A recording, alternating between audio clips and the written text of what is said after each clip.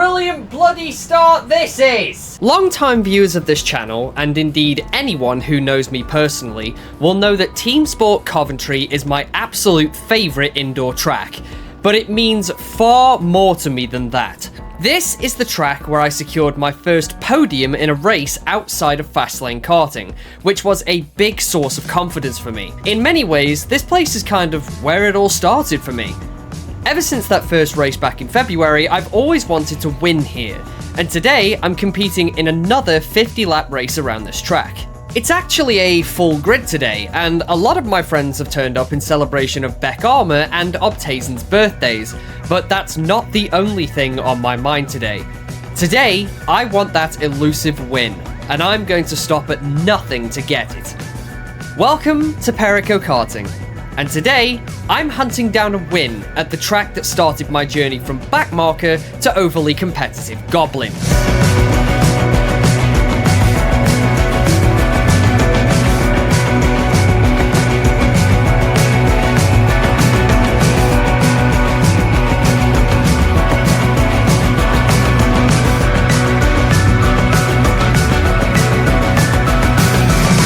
This race wasn't without its complications, and as you've just seen, I've been given a kart that decided to cut out entirely on the formation lap, which isn't really a great start. What made matters worse was when it decided to cut out again while we were lining up on the pit straight in order to be gridded up. Once we were finally in our grid slots, the marshals planned a special surprise for our birthday guests, which was wholesome, but the whole time I was too preoccupied with worrying about this kart.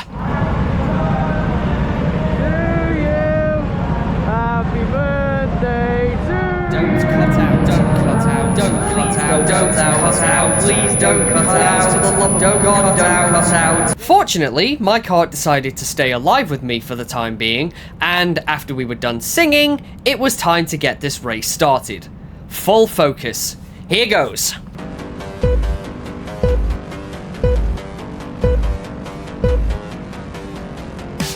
And the lights go green, and let's go racing. Now, I immediately jump into P10 after overtaking someone on the right straight off the line, but now I've got someone on my inside here and Becca in front of me. It's getting a little bit bumpy as we head towards turn 3, but I get the overtake done to get into P9 coming through the inside of turn 3.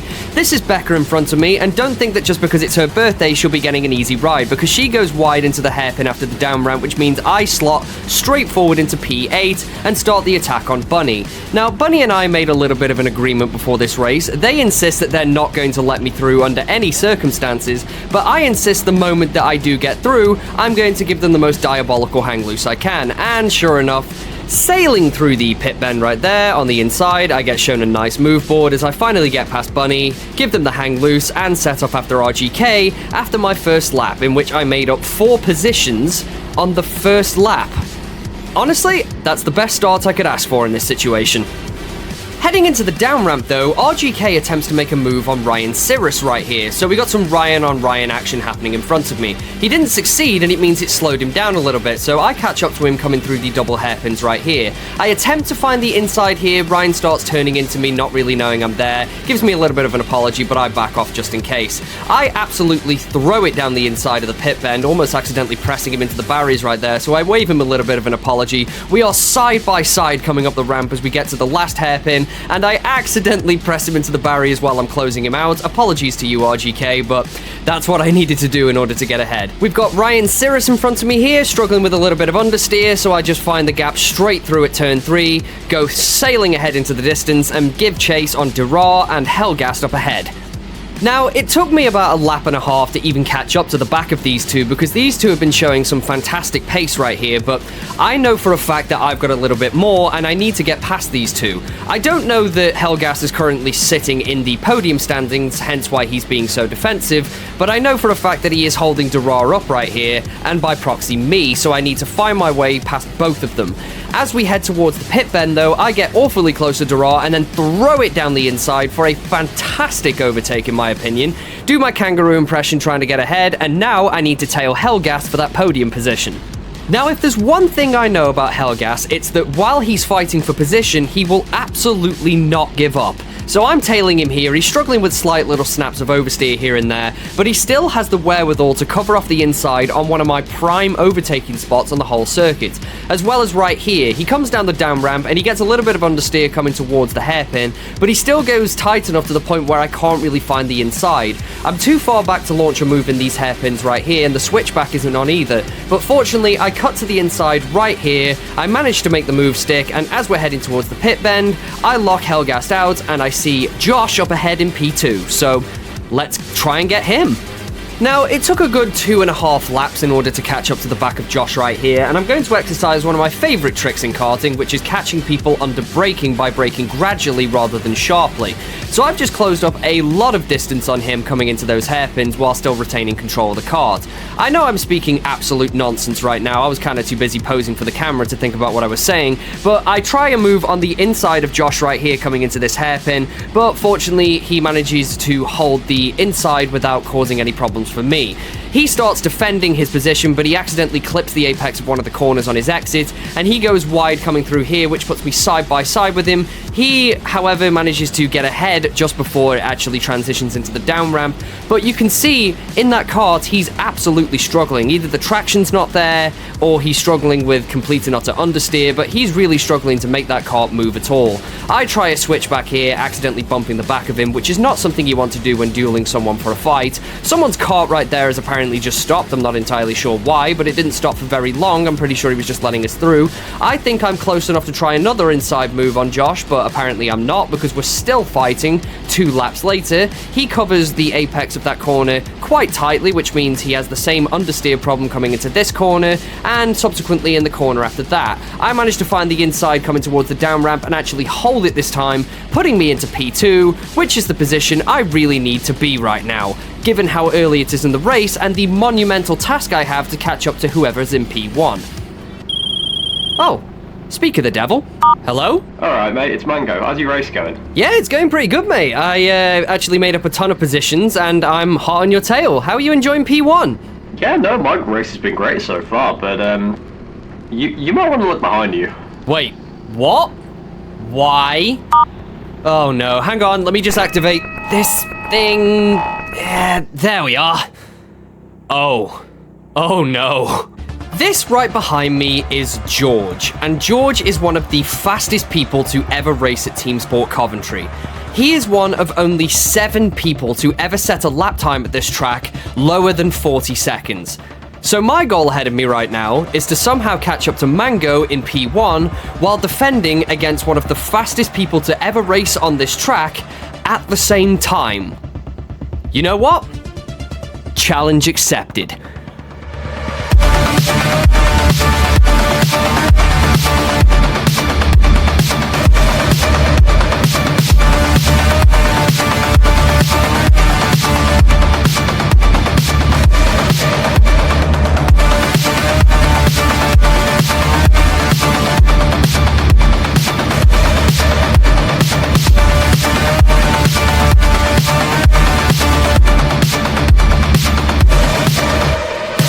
If you still haven't clocked on as to how fast this kid actually is, let me give you a little explanation. We're coming through turn 1 at the start of lap 13. He actually makes contact with the barrier on the apex of turn 1, yet simultaneously closes all of that distance despite the impact with the barrier, because he's got an absolute mastery of that section of the track. Coming down the down ramp, it's very clear that he could have carried a lot more speed coming down there, but I was in the way. This is just how much control of the kart he actually has. Coming through that hairpin there, he's got more entry and apex speed than me, but because my exit speed is slower, I'm holding him up. He gets an earlier entry into this corner, which means if he had the space, he would be able to get a run on me through here. He's trying to get a run on me through here, but he doesn't have the space, but he is going to carry on hounding me like this through the entire race. There is no section of this track where I am faster than him. He has mastered every single centimeter of this circuit, and I am just here trying to hold on to my position with pure desperation. Look at this! Look at how much distance he closed immediately, and his control of the kart meant he closed up all of that distance without making contact. I am terrified right now. One of the best pieces of advice I've ever been given about this track was actually from one of the marshals who watched one of my videos and was absolutely disgusted with my line through turn 3. I was always going wide, but he informed me to go tight through turn 3, and that is exactly what I've just done, and this piece of advice actually saved me over and over and over during this race, because George's lines are so perfect that if I gave him even the slightest opening through the circuit's prime overtaking point, that's it. That is the position lost. It is so important I do not let this kid past under any circumstances, because if he gets past, there is zero chance of me repassing him. This is absolutely something I'm going to have to take into consideration when tackling a completely unique threat in this battle, which happens to be the back markers. I very cautiously time my overtake on this back marker in order to be able to hold that inside line and not give George an opportunity while I do so.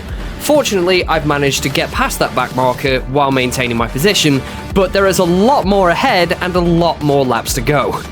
Fortunately for me though, not all of them are going to pose a significant threat to my victory. For example, this individual right in front of me, who sees me approaching while on the pit bend, and decides to pull to the left side of the up-ramp and go incredibly deep into turn 1 to simply let us both through, which was incredibly convenient, and I think I can peep Mango right ahead, which is very early in the race for me to see him, but unfortunately he's got way too much pace for this to be a couple lap catch-up and pass job.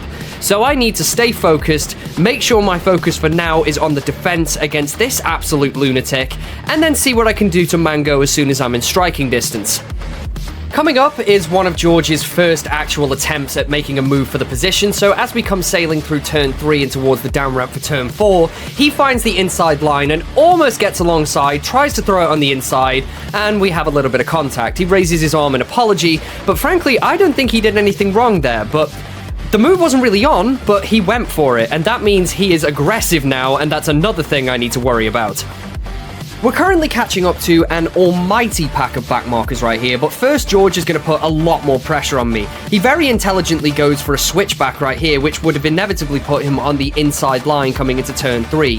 However, I managed to get more exit speed coming out that corner, which means I'm able to hold that line. He tries to peek for the inside line coming through to the down ramp again, but he understands that he's probably not going to get the move done without causing an incident and backs off again.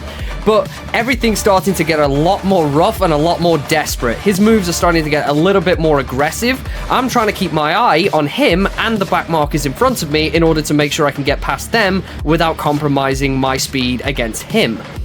The first back marker I catch up to is apparently BECKARMA, but if you'll notice just ahead of BECKARMA, that's Bunny holding up Mango, the leader of the race. Now, these two have been friends for a very long time, so they've got a little bit of a rivalry.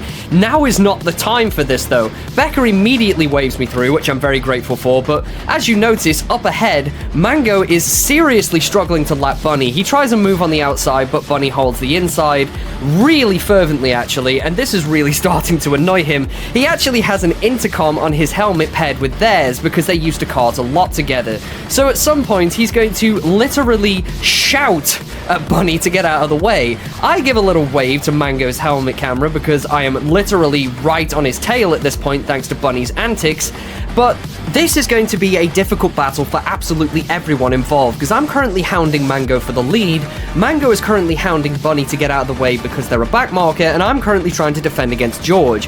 He inevitably convinces Bunny to get out of the way, but Bunny clips the barrier and almost clips into me, getting a little bit frustrated with me for some reason, but I decide to get the move done on the inside of Bunny as quickly as I can. But there is my opportunity right ahead of me. That's Mango. I'm not fully sure if he is the leader of the race at this point, but I know for a fact that he is a position and I need to get past him.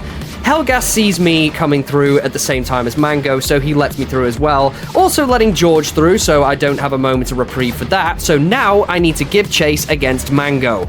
Don't make the mistake of thinking that George is out of this fight, though, because he tries an absolutely audacious move on the inside of turn 1, but fortunately, because I've gone wide through that corner, I've actually gotten a faster exit speed, and I'm able to maintain the position for now. But trust me, that was intimidating enough to remind me that he is in fact there, and I don't want him to hamper my ability to catch up to Mango.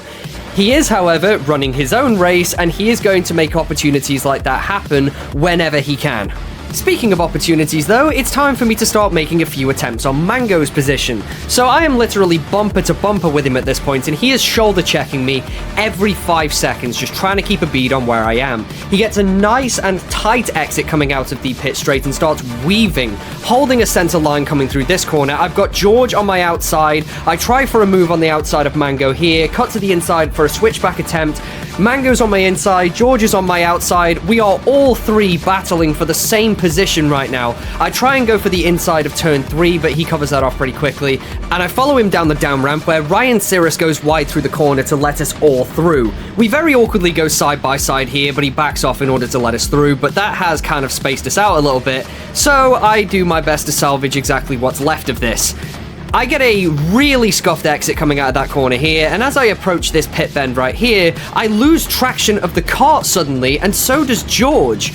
I think George has crashed into me at that point because I'm not really thinking straight, but that has opened up one hell of a gap to Mango, and he is absolutely ecstatic about it.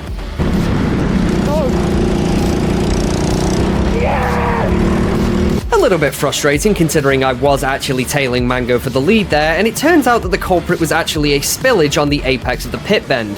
It does now mean that for the next few laps I am struggling for traction because my tyres are a little bit slicker than they were before, but don't worry, there's still 20 laps left in this race. Mango isn't safe. Even with George attacking me this entire time, I'm going to make sure I catch up to him and battle for the lead. The entire time I'm chasing Mango to try and get that position back, I'm still dealing with George. George is still very aggressively trying to find any opening he can, and he's sticking to the back of my kart like there is a tow winch connected to our bumpers. I hold the inside as hard as I can. There's Bunny behind us both. Apparently they've just let us through. They must be having kart troubles or something. But still, this means that George is still right behind me, still trying to make moves, and I'm still trying to hold him off while trying to catch Mango, who is at this point barely a corner away from me. We end up catching up towards another back marker here, and the back marker lets us through, but it means that George gets a compromised entry into this corner and ends up getting closed off by me, which means that he can't really make a move coming up to this up ramp, which means I have yet another opportunity to try and minimize the distance to Mango as much as I can. Who am I kidding? He's absolutely going to close the distance on me right here coming through this section because historically this is where he's been the strongest against me. We come barreling down the down ramp, he's looking to my inside trying to make a move, but fortunately I've managed to close that off yet again. It's been this tantalizing dance for him, but enough about George. We need to catch Mango. Mango is a local to this track, a staff member at this track, a dear friend of mine, and one of my most fierce competitors at these races. But right now, he's enemy number 1. He already swerves to the inside coming up to the up ramp, which means he's already on a hard defensive, but I try for an inside line for whatever reason to pile on the pressure. This means that George finds the inside line coming into turn 1, but thankfully because I have the inside line coming out of 2, it means that I'm able to hold that position and stay ahead of him. It does mean that the gap on Mango is opening, but now he's under a significant amount of stress because he knows that both of us are tailing him and neither of us are going to give up on this. George is kind of falling back at this point, but trust me, it's not going to take him long to catch up. Already he's caught up under braking, and I am right on the bumper of Mango again because double hairpins are usually my bread and butter at these races. I try my best to hold on to the back of Mango through that part of the track, despite the fact that there is a little bit of traction hindering liquid at this point, and Mango holds the inside line preemptively coming up to the up ramp of that corner. He then holds the inside line coming into turn 1, and I attempt a switch back coming through turn 2, but that's obviously not going to happen at this speed. George is still looking for his opportunity back there. I look for the inside line coming through that corner, but Mango closes it off perfectly. As we come through this hairpin here, we all perfectly take that. We hit the apex nice and tight, which means we come through that corner pretty much like a bus. We are stuck to the back of each other. I get a horrible snap of oversteer coming through that hairpin right there, but fortunately it doesn't jeopardize me too much. We're all staying wary of the fact that we've caught up to a pack of back markers. I accidentally bumped the back of Mango's kart here trying to find the inside line on the pit straight, which is not something you want to do when battling for position, and the desperation is starting to set in for all of us because coming into lap 38, I make an absolutely audacious move coming into turn 1. Unfortunately, Mango's got the inside coming into turn 2, which means that George is now on my outside as well. He tries to send it down the inside of turn 3, accidentally hitting the barrier in the process and slowing himself down. This takes him out of the fight for a very slight amount of time, but knowing George, he's just going to immediately gain all that straight back on us. So I put my focus back on Mango for a little bit. My kart seems to be handling the double hairpins a lot better than his is because I keep making accidental micro contact with the back of Mango's kart. This stage in the race, I have Gianpiero Lambiese's voice in my head telling me to keep my head down, stay calm, and realize it will come to me.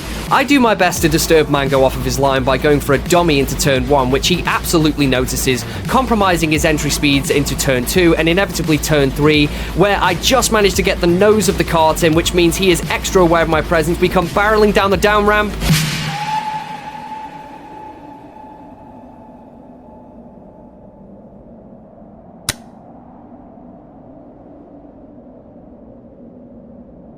I couldn't resist subconsciously flashing Mango a cheeky little hang loose now that I'm finally past him, and trust me, he is as unhappy about that move as you would expect him to be.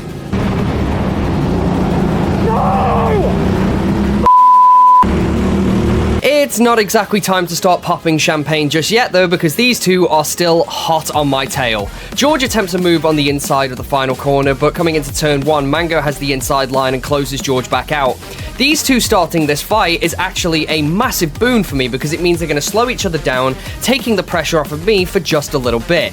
However, George is going to find his way through Mango, trust me, that's just a guarantee. With the pace that this guy has shown the entire race, all Mango needs to do is allow one little oopsie like he did with me, and that's it.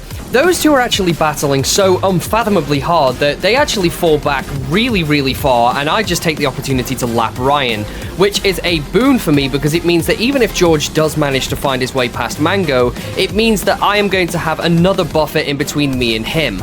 However, as we come through this corner right here, as you'll notice, even though they are really far back, George has finally found the move on Mango, and now he continues his charge straight for me.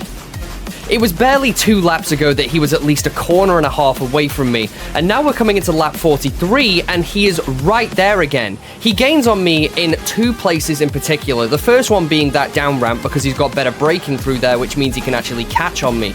And the second place is right here with the same trick. That catching under braking thing I mentioned at the start, that wasn't just me talking nonsense, that's how he's staying in the fight. He almost gets an inside line here, but you can see his exasperation is a little bit clear on him now, because this battle has been going on the entire race. He is right there, he is right on the cusp of making a move, and I'm doing everything I can to stop him. Meanwhile, in front, I've caught up to the back of Helgas right here, who very generously offers me the inside line into the first of these hairpins, which means both me and George slip through with no problems whatsoever. I would have preferred that Helgas hold him up, but alas, the world is a cruel place. I have somehow managed to hold this guy back for 49 astonishing laps, but now it's time to start the 50th and final lap.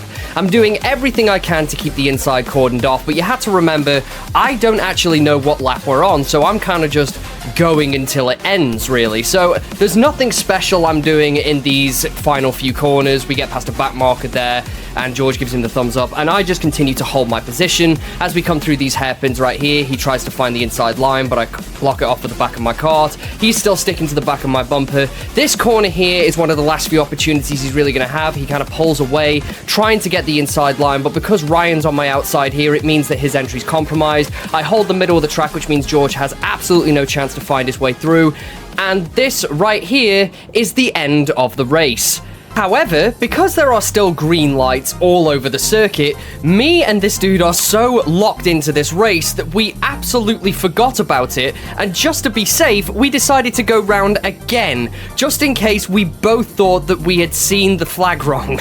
So we do an extra lap, which on the board is really funny because it makes it look like everyone else is a lap down, but the reality is, I won this race 1 lap ago, and the funny part is, I have no idea that I've won because I have no idea what position I'm in.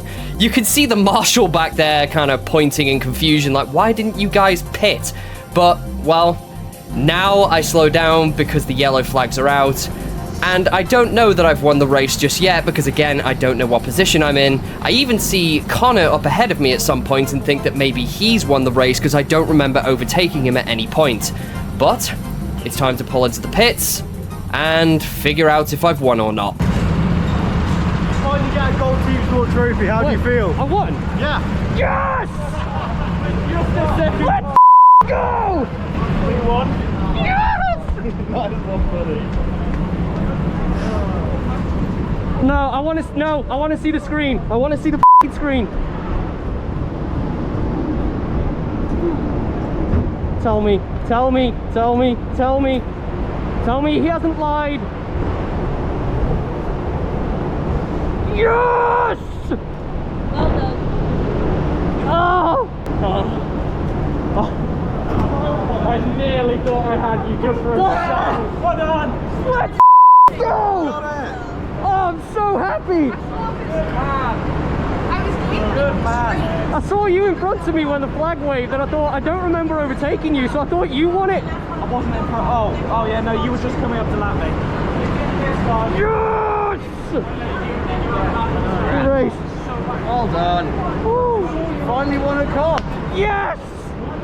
Oh, this one means a lot. That right there begs a question which I'm sure is burning in the minds of at least some of you. Why does this mean a lot? Before I started doing this as a hobby, I didn't really know what I was doing with myself.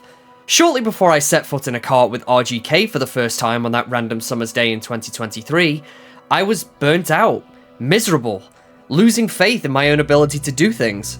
My social life was dead in the water, I gave up on my old YouTube channel that I used to upload gaming content on, and I did nothing with my life beyond go to work, come home, and play games that deliberately made me angry. And now look where we are. Karting helped to revitalize my love for content creation with a new style of content to work with rather than ha-ha funny gaming highlights. And remarkably, and admittedly quite unexpectedly, this channel ballooned in the span of a year from around 600 subscribers to an eye-watering 24,400 at the time of recording. But by far, the best part about all this was the opportunities it gifted me. To be able to visit all of these new places, meet all of these new amazing people, and the opportunity to feel, for once, like I'm actually half decent at something. So that brings us back to this. Why was this race win so important? Well, like I said, this year has been an incredible journey, easily the best year of my entire life. And it was this track where I managed to get a podium outside of my local against some genuinely fast drivers. It was an injection of confidence that started all this. It spurred me on in every single subsequent race, and that feeling of confidence for a man who barely a year and a half ago was in therapy for a seriously bad headspace is absolutely priceless. I also met a good deal of people for the first time here, namely Karts Against Humanity, Ryan CIRRUS, and of course MANGODOESMOTOS. And these guys, among many others, have gone on to become very dear friends of mine. So, yeah. Maybe this win doesn't have much legitimate value as far as motorsport is concerned, but it has a vast amount of sentimental value to me, and to win it from P11 on the grid in the cleanest, most incident-free race I've ever been a part of, while defending against one of the fastest drivers that track has ever seen, is the cherry on top of the cake. This was my best race ever. Thank you so much for watching this video. I poured my heart and soul into this one, and I really hope that the finished product shows. And, on a grander note, thank you for being a part of such an incredible year for me, and here's hoping 2025 brings plenty more bangers just like this one. Until next time.